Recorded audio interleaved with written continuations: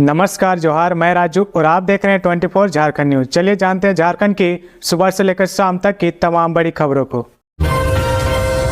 झारखंड की नई मुख्य सचिव अलका तिवारी ने संभाला कार्यभार। झारखंड को शनिवार के दिन अलका तिवारी के रूप में नई मुख्य सचिव मिल गई है। अलका तिवारी ने 2 नवंबर को राज्य की मुख्य सचिव के तौर पर कामकाज संभाला है। उन्होंने प्रोजेक्ट भवन स्थित झारखंड मंत्रालय में मौजूद अपने कार्यालय कक्ष में प्रभार लिया। इस मौके पर झारखंड सरकार के वरीय आईएएस अधिकारियों द्वारा उनका स्वागत किया गया। बता दें कि अलका तिवारी 1988 बैच की भारतीय प्रशासनिक सेवा की अधिकारी है। वहीं अपने कामकाज के पहले दिन मुख्य सचिव ने मौजूद अधिकारियों के साथ बैठक की। इस दौरान उन्होंने राज्य में विकास कार्य की गति को तेज करने के लिए कहा। इसके साथ ही जो भी चालू योजनाएं हैं उनका कार्य पूरा करने का निर्देश दिया। जानकारी हो कि अलका तिवारी राज्य की तीसरी महिला मुख्य सचिव है। इससे पहले लक्ष्मी सिंह और राजबाला वर्मा भी राज्य की मुख्य सचिव रह चुकी है। झारखंड विधानसभा चुनाव को लेकर नाम वापसी की प्रक्रिया हुई पूरी। 1211 उम्मीदवार होंगे चुनावी मैदान में। झारखंड में पहले और दूसरे चरण के विधानसभा चुनाव को लेकर नाम वापसी की प्रक्रिया शुक्रवार को पूरी हो गई। दूसरे चरण के चुनाव को लेकर नामांकन वापसी के अंतिम दिन कुल 32 प्रत्याशी ने अपने उम्मीदवारी वापस ले ली है। इसके साथ ही राज्य में कुल 81 विधानसभा सीटों पर होने वाले चुनाव के लिए अब कुल 1211 उम्मीदवार चुनाव मैदान में हैं। राज्य के 81 विधानसभा क्षेत्रों में से सबसे ज़्यादा प्रत्याशी के मामले में जमशेदपुर पश्चिम नंबर 1 है, जहां से सरयू रॉय व बन्ना गुप्ता प्रत्याशी हैं। वहीं सिंहभूम के जमशेदपुर पश्चिमी सीट से सर्वाधिक 28 प्रत्याशी मैदान में हैं, जबकि देवघर से सबसे कम महज 7 प्रत्याशी अपनी किस्मत आजमा रहे हैं। सर्वाधिक प्रत्याशी वाले सीटों के क्रम की बात करें तो दूसरे नंबर रांची के हटिया से 27, रामगढ़ के बड़का गांव से 26 व जमशेदपुर पूर्वी एवं गिरिडीह के धनबाद से 24 प्रत्याशी चुनाव लड़ रहे हैं। वहीं सबसे कम प्रत्याशी वाले सीटों में देवघर के बाद पश्चिमी सिंहभूम के जगन्नाथपुर, बोकारो के चंदन क्यारी एवं गिरिडीह के जमुआ 8 प्रत्याशी अपनी किस्मत आजमा रहे हैं। उसके बाद लातेहार के मनिका, धनबाद के सिंदरी व निरसा, पाकुड़ के लिट्टीपाड़ा, सरायकेला खरसावां के खरसावां सीट व साहेबगंज के बरहेट से 9 प्रत्याशी चुनाव मैदान में हैं। लोहरदगा में भीषण सड़क हादसे में वैन चालक की मौत, 5 लोग घायल। लोहरदगा जिले के भंडरा थाना क्षेत्र के भंडरा लोहरदगा मुख्य मार्ग पर शनिवार को सड़क दुर्घटना में एक चालक की मौत हो गई। घटना सेंगरा टोली के पास घटी, जहां डेयरी वैन और स्कॉर्पियो के बीच भीषण टक्कर हो गई, जिसमें डेयरी वैन चालक की मौत हो गई और 5 लोग घायल हो गए। घायलों को इलाज के लिए भंडरा सामुदायिक स्वास्थ्य केंद्र में भर्ती करवाया गया है। सूचना मिलने के बाद पुलिस मामले की जांच कर आगे की कार्रवाई कर रही है। पुलिस ने दोनों वाहनों को जब्त कर लिया है। दुर्घटना में डेयरी वैन का चालक वैन में फंस गया। घटना की जानकारी मिलने के बाद ग्रामीण और भंडरा थाना पुलिस मौके पर पहुंची और डेयरी वैन की बॉडी को काटकर घायल चालक को वैन से बाहर निकाला। इसके बाद वैन के चालक और स्कॉर्पियो में सवार 5 युवक को इलाज के लिए तत्काल भंडरा सामुदायिक स्वास्थ्य केंद्र ले जाया गया। गंभीर रूप से घायल वैन चालक को प्राथमिक उपचार के बाद बेहतर इलाज के लिए रिम्स रेफर कर दिया गया। इस बीच वैन चालक की मौत हो गई। वहीं दुर्घटना में घायल लोहरदगा जिले के सदर थाना क्षेत्र के बक्सो गांव निवासी निरकस उरांव, सेना थाना क्षेत्र के महादेव टोली निवासी राज उरांव, भंडरा थाना क्षेत्र के पलमी जोगिया टोली निवासी अजय पन्ना, राम मोहन महली और अरविंद उरांव का इलाज भंडरा सामुदायिक स्वास्थ्य केंद्र में चल रहा है। भंडरा थाना प्रभारी अरविंद कुमार सिंह का कहना है कि पुलिस ने दोनों वाहनों को जब्त कर लिया है। रांची के तमाड़ में 5 सेकंड तक भूकंप के झटके महसूस किए गए। रांची के तमाड़ में शुक्रवार को भूकंप के झटके महसूस किए गए। सुबह 9:23 में अचानक तेज आवाज सुनाई दी, साथ ही धरती हिलने लगी। तब लोगों को समझ में आया कि भूकंप हो रहा। लगभग 5 सेकंड तक आवाज के साथ झटके महसूस किए गए। लोगों में डर का माहौल बन गया। इसके बाद लोग आनन फानन में घरों से बाहर निकले। बताया जा रहा है कि भूकंप का केंद्र बिंदु सरायकेला से 13 किलोमीटर दूर जमशेदपुर, रांची और राउरकेला के बीच में था। खबरों में आगे बढ़ने से पहले अगर अभी तक आपने इस चैनल को सब्सक्राइब नहीं किया तो प्लीज सब्सक्राइब कर ले, जिससे झारखंड की हर छोटी सी बड़ी खबर की अपडेट आप तक पहुंचता रहे। रविवार को जारी होगा भाजपा का घोषणा पत्र। 300 यूनिट तक फ्री बिजली का हो सकता है ऐलान। आज रात रांची आएंगे अमित शाह। झारखंड में भाजपा अपना घोषणा पत्र रविवार यानी 3 नवंबर को जारी कर सकती है। बताया रहा कि इसमें 300 यूनिट फ्री बिजली और 125 करोड़ घरों में सोलर ऊर्जा से जोड़ने का ऐलान भी हो सकता है। घोषणा पत्र को लेकर शुक्रवार को पार्टी कार्यालय में बैठक हुई। शनिवार शाम केंद्रीय गृह मंत्री अमित शाह रांची पहुंचेंगे। बताया जा रहा है कि रांची में अमित शाह प्रदेश कार्यालय में आयोजित 2 बैठक में शामिल होंगे। पहली बैठक प्रदेश स्तरीय नेताओं की है। इसमें संगठन प्रभारी लक्ष्मीकांत वाजपेयी, चुनाव प्रभारी शिवराज सिंह चौहान और हेमंत बिश्व शर्मा भी शामिल होंगे और अब तक की तैयारियों पर गहन चर्चा करेंगे। इसके बाद दूसरी बैठक सभी विधानसभा प्रभारी के साथ होगी। इसमें चुनाव प्रचार अभियान पर चर्चा होगी। अगली सुबह यानी रविवार को अमित शाह रांची से ही वो सिमरिया, बरकट्ठा और घाटशिला जाएंगे और जनसभा को संबोधित करेंगे। रांची दौरे के दौरान अमित शाह उन लोगों से भी मिल सकते हैं जिन्होंने भाजपा के अधिकृत प्रत्याशी के खिलाफ नामांकन किया था और बाद में वापस ले लिया। एनआईए की महिला अधिकारी को भी नहीं बख्शा, मोबाइल छीनकर स्नेचर फरार। रांची में एनआई की महिला कर्मी से एक महिला स्नेचर मोबाइल झपट कर फरार हो गई। मामला 29 अक्टूबर का है। दरअसल एनआई अधिकारी गीता यादव बिरसा चौक स्थित बीच बाजार से गुजर रही थी। उसी वक्त महिला स्नेचर मोबाइल छीनकर फरार हो गई और पुलिस नहीं पकड़ पाई। गीता यादव ने जगन्नाथपुर थाने में प्राथमिकी दर्ज करवाई है। अब तक स्नेचर के बारे में कोई जानकारी नहीं मिल पाई है। गीता देवी धुरवा स्थित एनआई ऑफिस में कार्यरत है। उनका कहना है कि कई केस रिकॉर्ड उनके मोबाइल में है। स्नेचर उसका गलत इस्तेमाल कर सकता है। पूर्व प्रदेश अध्यक्ष सिमोन माल्तो ने बीजेपी से दिया इस्तीफा। पहाड़िया समुदाय से प्रत्याशी नहीं देने पर नाराजगी। बीजेपी नेता सह पूर्व प्रदेश अध्यक्ष आदिम जनजाति सिमोन माल्तो ने पार्टी से इस्तीफा दे दिया है।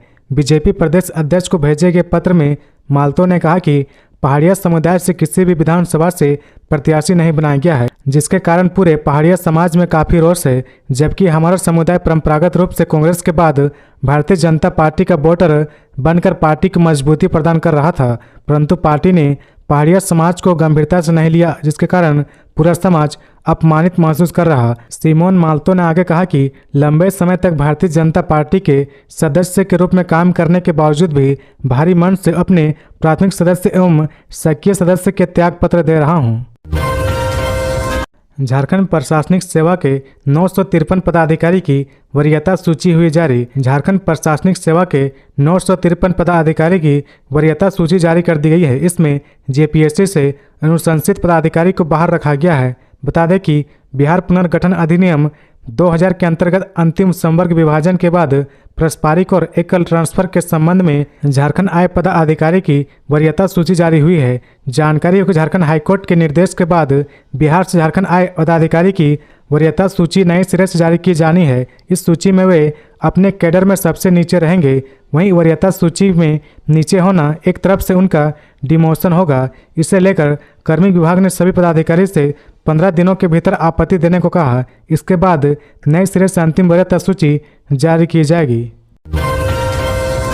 सीएम हेमंत सोरेन ने कहा, पीएम और गृह मंत्री आ रहे, झारखंड का बकाया 1,36,000 करोड़ रुपए लौटा दे। मुख्यमंत्री हेमंत सोरेन ने एक बार फिर से राज्य के बकाये की मांग की है। उन्होंने सोशल मीडिया पोस्ट में लिखा कि शनिवार को गृह मंत्री और रविवार को प्रधानमंत्री झारखंड आ रहे हैं। मैं उनसे क्रमबद्ध प्रार्थना करता हूं कि हम झारखंडियों का बकाया 1,36,000 करोड़ रुपए लौटा दे। हेमंत सोरेन ने लिखा कि झारखंड एवं झारखंडियों के विकास के लिए यह राशि अत्यंत आवश्यक है। मैं भाजपा के साथियों खास करके सांसदों से भी अपील करूंगा कि हम झारखंडियों के इस बकाये को दिलाने में हमारी मदद करें। झारखंड ऊर्जा विभाग के खाते से 107 करोड़ रुपए का फर्जी ट्रांसफर मामला। 900 बैंक खाते में ट्रांसफर हुए थे रुपए। झारखंड सरकार के पर्यटन विभाग और ऊर्जा उत्पादन निगम लिमिटेड के खातों से 107 करोड़ रुपए के फर्जी निकासी का मामला सामने आया है। इस मामले को लेकर झारखंड सीआईडी में मामला दर्ज किया गया है। इस केस में तत्कालीन डीजीपी अनुराग गुप्ता के निर्देश पर टीम का गठन किया गया था। जांच में खुलासा हुआ कि 107 करोड़ रुपए की फर्जी निकासी करने के बाद आरोपियों के द्वारा पश्चिम बंगाल के अलग अलग 900 बैंक खाते में इसे ट्रांसफर किया गया था। इस मामले में अब तक कुल 6 लोगों को गिरफ्तार किया गया है और 1.23 करोड़ रुपए नकद बरामद किया गया है। 3 अक्टूबर को GM finance Jharkhand tourism development corporation limited द्वारा 10.4 करोड़ तथा झारखंड विद्युत वितरण निगम लिमिटेड के मास्टर ट्रस्ट द्वारा 9 करोड़ रुपए की धोखाधड़ी कर फर्जी अकाउंट के द्वारा निकासी की शिकायत national cyber crime reporting portal पर दर्ज कराई गई थी। इसके अगले दिन 4 अक्टूबर को झारखंड ऊर्जा उत्पादन निगम लिमिटेड द्वारा 40.5 करोड़ तथा झारखंड विद्युत वितरण निगम लिमिटेड के मास्टर ट्रस्ट द्वारा 56.5 करोड़ की राशि का फर्जी अकाउंट के द्वारा निकासी की शिकायत पोर्टल पर दर्ज कराई गई थी। जांच करने के दौरान एसआईटी को अब तक 350 से ज़्यादा फर्जी अकाउंट का पता चला है। इन अकाउंट को फ्रीज कर सरकार के 39.5 करोड़ रुपए को भी फ्रीज किया गया है। 3 नवंबर को सीएम हेमंत रंका में और 4 नवंबर को कल्पना सोरेन चिनिया में करेंगे मिथिलेश ठाकुर के समर्थन में चुनावी सभा।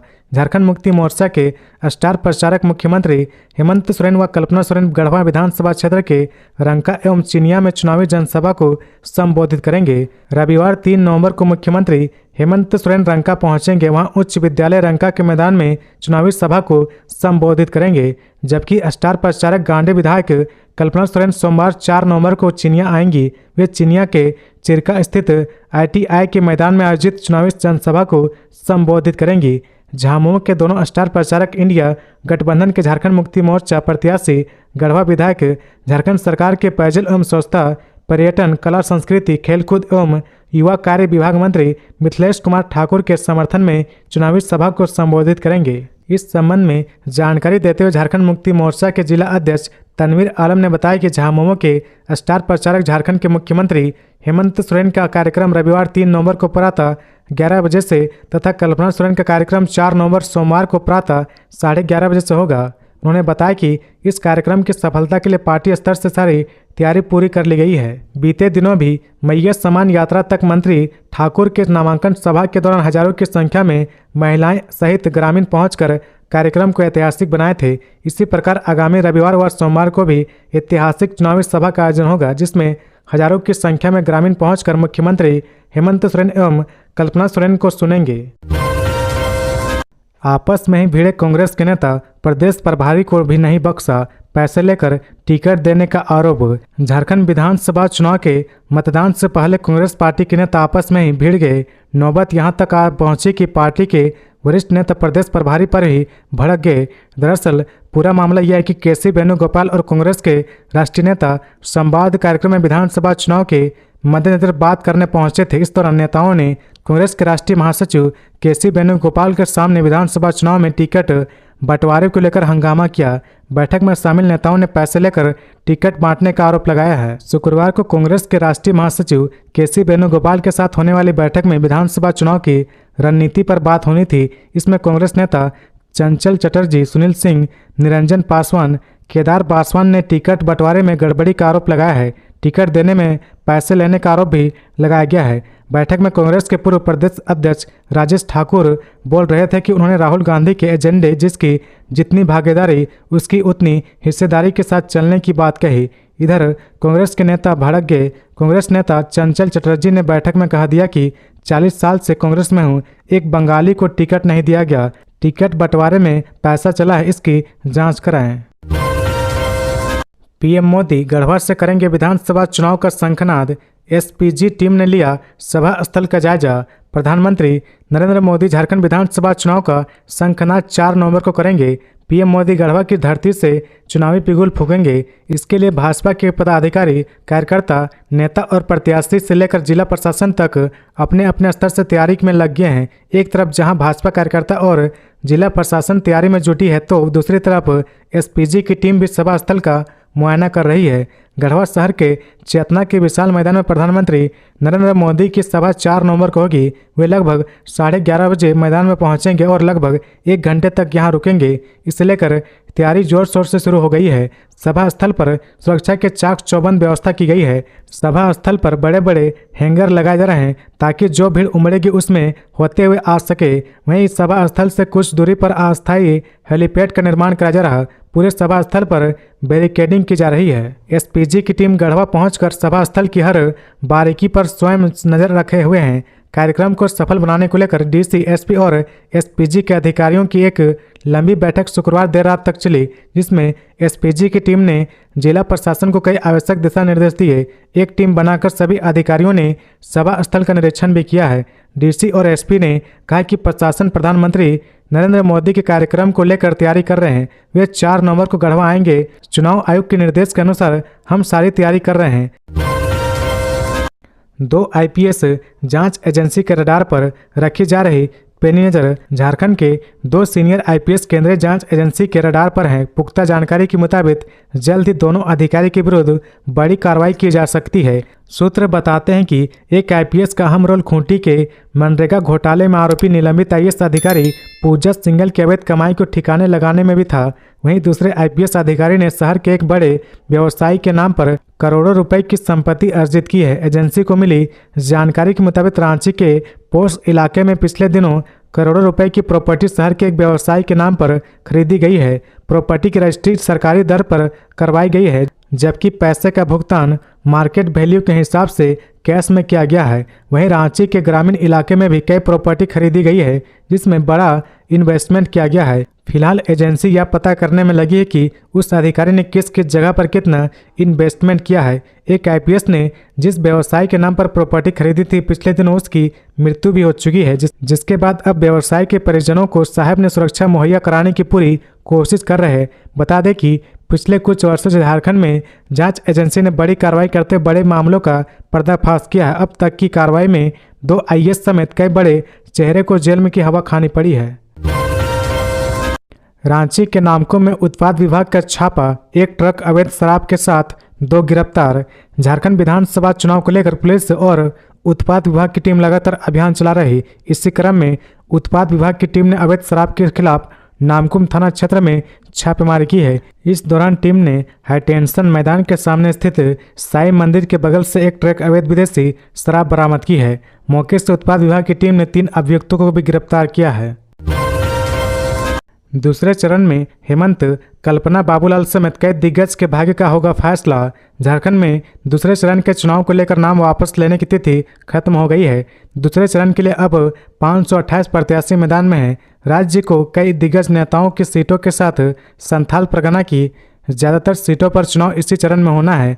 बरहेट से मुख्यमंत्री हेमंत सोरेन के सामने भाजपा के उम्मीदवार गेमेलियल हेम्ब्रम होंगे। वहीं कल्पना सोरेन की एक बार फिर गांडे से परीक्षा होनी है। उनके सामने भाजपा की मुनिया देवी होंगी। इस चुनाव से झामुमो के कई दिग्गज नेताओं की साख जुड़ी होगी। Hemlal Murmu, Stephen Marandi, speaker Rabindranath Mahato, Basant Soren, Louis Marandi, Sudeep Kumar Sonu जैसे दिग्गज नेता मैदान में होंगे।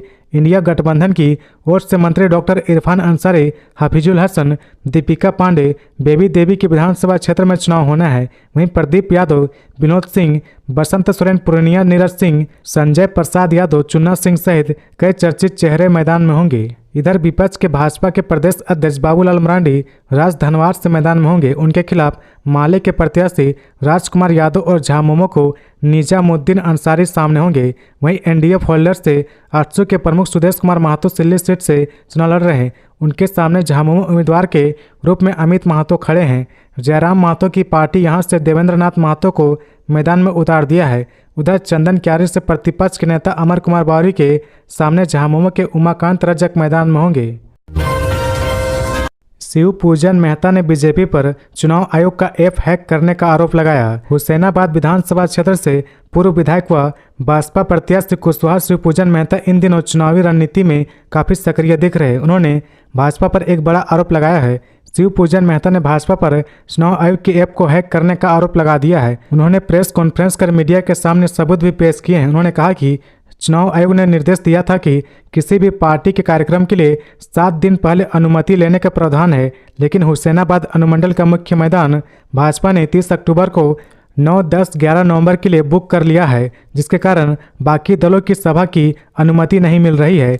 शिव पूजन मेहता ने कहा कि 1 नवंबर की तिथि में यह ऐप 7 नवंबर तक ही खुला है, लेकिन भाजपा के लिए यह ऐप 7 नवंबर से आगे की तिथि के लिए भी कैसे खुला है। यह घटना लोकतंत्र पर आघात के समान है। यह घटना निष्पक्ष चुनाव व्यवस्था पर सवाल खड़ा करती है। यह भाजपा या शिवपूजन मेहता की लड़ाई नहीं है, बल्कि हुसैनाबाद विधानसभा क्षेत्र में चुनाव लड़ने वाले के साथ विश्वासघात है। उन्होंने सभी से एक मंच पर आकर लड़ाई लड़ने की अपील की है। शिवपूजन मेहता ने कहा कि अगर 2 दिनों के अंदर संतोषजनक जवाब नहीं दिया गया या जांच कर कार्रवाई नहीं की गई तो वे हुसैनाबाद रिटर्निंग ऑफिसर के सामने धरना देंगे। बाबूलाल मरांडी ने कहा, हेमंत सरकार ने केंद्र सरकार को मिलने वाली मदद को अपने अहंकार के चलते ठुकरा दिया। बीजेपी प्रदेश अध्यक्ष और पूर्व मुख्यमंत्री बाबूलाल मरांडी ने एक बार फिर राज्य सरकार को घेरा है। उन्होंने अपने सोशल मीडिया हैंडल एक्स पर पोस्ट साझा कर कहा कि केंद्र सरकार ने राज्य सरकार को 100 करोड़ रुपए वित्तीय सहायता का प्रस्ताव भेजा था, लेकिन राज्य सरकार ने इस योजना में कोई रुचि नहीं दिखाई। इस प्रस्ताव से झारखंड के 10,000 युवाओं को नौकरी मिलने वाली थी, लेकिन कहीं इसका श्रेय केंद्र की मोदी सरकार के पास ना चला जाए, इसलिए कि नौकरियां और राज्य की प्रगति को दांव पर लगा दिया है। इतना ही नहीं, 5 सालों में ऐसे सैकड़ों स्कीमें हैं जिसमें हेमंत सोरेन सरकार ने केंद्र सरकार से मिलने वाली मदद को अपने अहंकार के चलते ठुकरा दिया है। बाबूलाल मरांडी ने एक्स पर लिखा, झारखंड की अनुपम प्राकृतिक सौंदर्य के विश्व पटल पर प्रस्तुत करने और पर्यटन क्षेत्रों को विकसित कर लाखों रोजगार सृजित करने के लिए केंद्र सरकार ने 1,000 करोड़ रुपए की वित्तीय सहायता का प्रस्ताव राज्य सरकार को भेजा था, लेकिन दुर्भावना से ग्रसित हेमंत सोरेन ने इस प्रस्ताव के लिए कोई योजना भेजने में रुचि नहीं दिखाई। दरअसल केंद्र सरकार ने देश भर के सभी राज्यों को पर्यटन क्षेत्र को विकसित करने के लिए 1,000 करोड़ रुपए की वित्तीय सहायता का प्रस्ताव दिया, जिसमें राज्य सरकार से पर्यटन क्षेत्र की आवश्यकताओं को ध्यान में रखते हुए योजनाओं का प्रस्ताव मांगा गया था। लेकिन चौंकाने वाली बात यह है कि झारखंड सरकार ने इस प्रस्ताव के लिए कोई भी योजना नहीं भेजी। अनुमानित था कि इस प्रस्ताव के माध्यम से 10,000 से अधिक युवाओं को रोजगार के अवसर प्राप्त होने थे और झारखंड के पर्यटन क्षेत्र में लगभग 15% की वृद्धि दर्ज होती, पर युवाओं की नौकरियों का श्रेय कहीं केंद्र की मोदी सरकार को न चला जाए और हेमंत सोरेन जी नाकामी जनता के सामने न आ जाए। इस कारण हेमंत सोरेन ने 10,000 युवाओं की नौकरियों और राज्य की प्रगति को दांव पर लगा दिया। लातेहार में एक भी टेम्पू स्टैंड नहीं, फिर भी हो रही वसूली। कहने को लातेहार जिला मुख्यालय है, लेकिन यहाँ एक भी टेम्पू स्टैंड नहीं है। ऐसे में टेम्पू चालक को सड़कों पर ही गाड़ी खड़ा करना पड़ता है। लेकिन बात तो यह है कि बिना किसी टेम्पू स्टैंड या कोई सुविधा लिए ही टेम्पू चालक को राजस्व देना पड़ रहा है। वह राजस्व सरकार के खजाने तक पहुंच रहा है या फिर संवेदक के पॉकेट में, या तो जांच के बाद ही पता चलेगा। लेकिन इस वसूली से स्थानीय टेम्पू चालकों में आक्रोश आवश्यक है। दरअसल लातेहार नगर पंचायत द्वारा बस स्टैंड सैरात की नीलामी की जाती है। इस वर्ष अप्रैल महीने में तकरीबन 17 लाख रुपए में नीलामी हुई है। बस स्टैंड एक स्थानीय स्वयंसेवी संस्था को आवंटित किया गया है। सैरात की नीलामी बसों से राजस्व वसूलने के लिए की गई है, लेकिन संवेदक शहर के विभिन्न अस्थायी टेम्पू स्टैंडों में लगने वाले वाहनों से भी राजस्व वसूलते हैं। शहर के बाईपास चौक में भी संवेदक द्वारा एक एजेंट रखकर वसूली कराया जा रहा है। यह एजेंट रेलवे स्टेशन की ओर से आने वाले और जाने वाले सभी टेम्पो से 15 रुपये वसूलता है। इसके लिए बाकायदा एक रसीद छपवाई गई है। कई टेम्पो चालक ने बताया कि शुल्क नहीं देने पर उस एजेंट द्वारा गाली गलौज व अभद्र व्यवहार किया जाता है। ऐसे में टेम्पो चालकों में आक्रोश बढ़ता जा रहा। कोल्हान में आज से स्टार प्रचारकों का जमावड़ा। कल्पना सोरेन सरायकेला में भरेंगी हुंकार। रविवार को अमित शाह की जनसभा। कोल्हान में विधानसभा चुनाव अभियान रविवार को जोर पकड़ेगा। केंद्रीय गृह मंत्री अमित शाह भाजपा के वरीय नेता अमित शाह धालबूमगढ़ से झारखंड में चुनावी सभा की शुरुआत करेंगे। अमित शाह शनिवार की रात रांची पहुंच जाएंगे। रविवार को पहले हाफ में उनकी सभा होगी। यह सभा बहरागोड़ा घाटशिला के बॉर्डर एरिया में होगी, जिसमें भाजपा के दोनों विधानसभा के प्रत्याशी जुटेंगे। रविवार को जमशेदपुर पूर्वी में कांग्रेस प्रत्याशी के समर्थन में झामुमो के स्टार प्रचारक कल्पना सोरेन और बिहार के निर्दलीय सांसद पप्पू यादव रोड शो करेंगे। सोमवार को पीएम नरेंद्र मोदी चाईबासा में चुनावी सभा को संबोधित करेंगे, जिसके बाद राजनीतिक तापमान तेजी के साथ बढ़ेगा। शनिवार को कल्पना सोरेन सरायकेला में गणेश महली के लिए और रविवार को कन्हरडीह में पोटका से झामुमो प्रत्याशी गणेश महली के लिए वोट मांगेंगे। छठ पर्व के बाद कोल्हान में झामुमो के कार्यकारी अध्यक्ष राज्य के मुख्यमंत्री हेमंत सोरेन कई सभाओं को संबोधित करेंगे। कोल्हान में चुनाव प्रचार छठ के बाद पूरी तरह से उफान पर होगा। मौजूदा समय में सभी प्रत्याशी और क्षेत्र के प्रमुख नेताओं को प्रचार अभियान में सक्रिय रहने को कहा गया है। छठ के बाद पार्टी के प्रमुख स्टार प्रचारक चुनाव मैदान में उतरेंगे। तो ये थी आज की झारखंड की टॉप बड़ी खबरें। इसी तरह झारखंड की हर छोटी सी बड़ी खबर देखने के लिए आप हमारे चैनल 24 झारखंड न्यूज को सब्सक्राइब करके बेल आइकन प्रेस कर ले, जिससे झारखंड की हर छोटी सी बड़ी खबर की अपडेट आप तक पहुंचता रहे। तो आज के लिए बस इतना ही, हमें दीजिए इजाजत, फिर मिलते हैं नेक्स्ट न्यूज में।